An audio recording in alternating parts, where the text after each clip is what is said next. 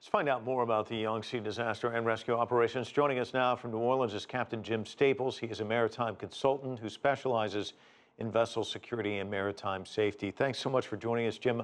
What about these weather conditions? The word is this tornado hit with a vengeance. It all happened rather quickly without the crew even having time to call for help and raise the alarm. How rare is that? Well, that sounds like exactly what happened.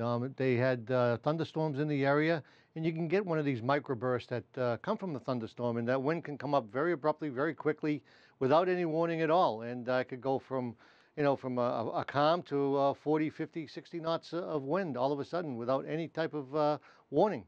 The only thing you can see, especially at nighttime, would be possibly looking on your radar set where you could probably see the front moving towards you. So how does a vessel navigate poor weather like this? Was it safe to continue in the conditions that we know of now? I mean, I guess it's Monday morning quarterbacking in a sense. Yeah, well, it exactly is. Without knowing exactly what the conditions were, it'd be very difficult to say. But for the most part, if you see some type of condition like that coming on a river and you have a place to safe harbor, that's probably what you would want to do. You'd want to get the vessel out of the way so the storm would pass, and you always want to keep the passengers' safety first. Jim, let me ask you about this. Back in 2013, I'm sure you remember this, a gentleman by the name of Harrison Okina was in a sunken Nigerian ship. He found an air pocket. He managed to survive for 3 days. He was rescued. So we know that the divers are actually hoping for a repeat of that here. How likely is that? And can you talk about the effort, what they need to do to try and identify people who might find an air pocket like that? Well, absolutely. There's always the hope that someone's going to still be alive. And as we see now that they're banging on the vessel to see if they get any kind of response, the possibility is that there's probably some engineers down in the lower part of the ship that might have been working that night, and people probably could have made their way to that part of the vessel. So the gallant effort that's being made right now by the divers is it's just unbelievable to be in those kind of conditions with the bad weather and the river's very swift. The only concern I have about with the torches is we've got to make sure that we understand where they're actually cutting into.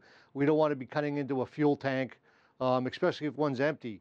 And the other precaution we want is, once we go into a space, the air is going to be purged from that space, and we don't want to have that space fill up with water, which will take some of that reserve buoyancy that the vessel has and maybe sink it a little bit deeper. So it's a very challenging quest that they're into right now, but very gallant effort. Well, Jim, talk about that because you have to weigh all of this. Our anchor on the field there, Zoe, was talking about if you do cut in, it does exactly what you said. The air pockets can disappear if there is somebody in there.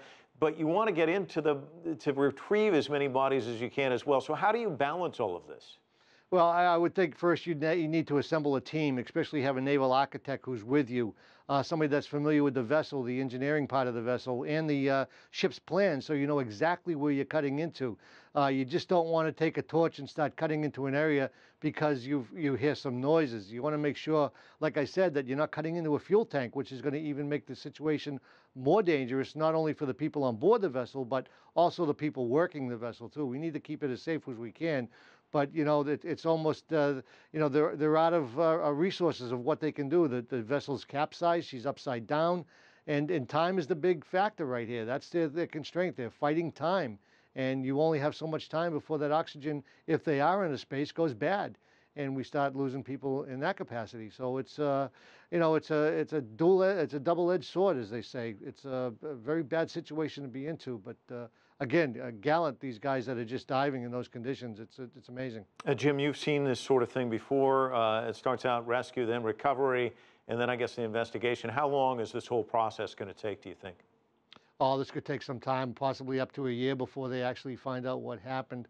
The good thing is the captain is there. And what we don't want to do is we don't want to put this captain to say in the same boat as we have Captain Schettino and the captain of the Seawall, because this is totally different. This captain, it sounds like, didn't have any time to give any type of warning to get to the general alarms and alarm anybody. And again, it was 9:30 at night. Most of the passengers were probably in bed, and it capsized so quickly that they didn't have a chance anyway. So, it's to put him and even point fingers at the man for this, I think is wrong at this time until we actually find out what happened. I would be looking more at his navigational duties, is if he was looking at weather forecast, if he was aware of what he was taking the vessel into. And then we have to look at the decision that if he had known that there was some severe thunderstorms, why did he continue on? I understand there were a few other vessels that had taken the safe harbor that night. So those are the kind of things we need to be looking at, rather than he deserted the vessel and left those passengers, as did Schettino and the captain in the seawall. So these are actually two different situations. And again, weather was involved in this. With the other two, it really wasn't. Absolutely. Captain Jim Staples joining us from New Orleans. Thanks so much for your analysis.